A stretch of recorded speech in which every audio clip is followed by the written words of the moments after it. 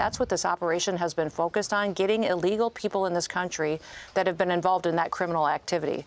And then when the fraud was uncovered as well, we saw a resistance in Minneapolis like we haven't seen anywhere else in this country. The Trump administration and Minnesota's Democratic leadership at odds over this weekend's Border Patrol-involved shooting in Minneapolis. For new reaction, let's bring in Minnesota Republican Senate candidate now, Michelle Tafoya. Michelle, thank you so much for being here. What is your read as a Republican candidate about everything that is going on in Minnesota? Well, we have had a failure of leadership from Governor Walz to Jacob Frey, the mayor of Minneapolis, all the way down. They have fanned the flames. This was an awful day, another tragic day in Minneapolis and in Minnesota writ large. And rather than coming out and not jumping to conclusions about what may have happened, the governor and the mayor used their inflammatory rhetoric that continued to make things just escalate violently. That's what they have done. That has been their MO.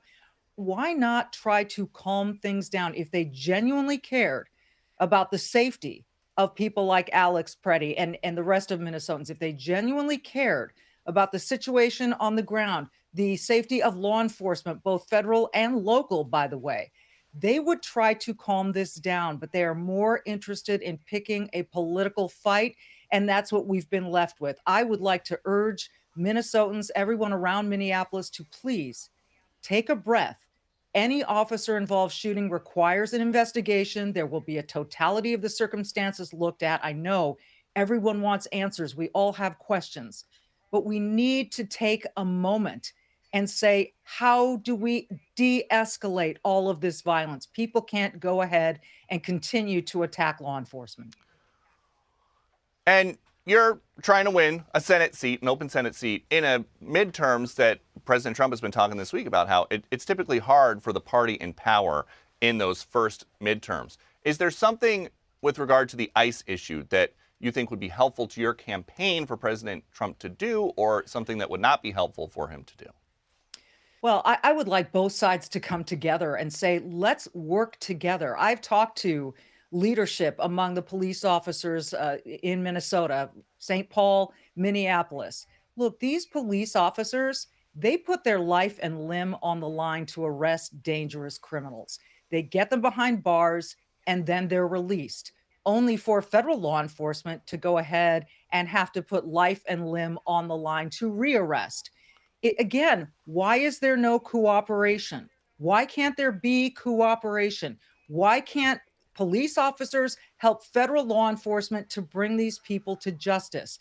It makes no sense. I can't help but notice how active the vitriol here is in Minnesota, and it's led to these circumstances. We don't see this in other communities around the country where ICE is trying to do its job.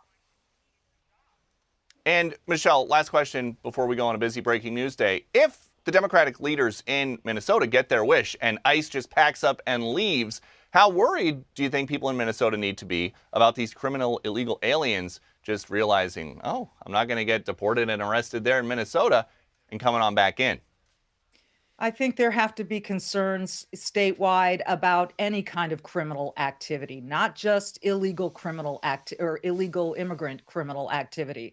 So, yeah, this is, again, this feels like a wrestling match. Which side's going to win? You know, who's going to kick out ICE, or is ICE going to stay? It doesn't need to be that way. We need cooperation we need adults in the room to sit down and find out how to resolve this issue. Nobody wants criminal behavior in their communities, whether they are Americans or non-American citizens. Period. The end. Let's find a way to do this together. All right, Michelle Tafoya, I'm sure between now and Election Day, we will have you back many times. Thanks for being here on a busy day. Thank you, Peter. Hey, it's Will Cain. Click here to subscribe to the Fox News channel on YouTube. It's the best way to get our latest interviews and highlights. And click to subscribe to the Will Cain podcast for full episodes right now.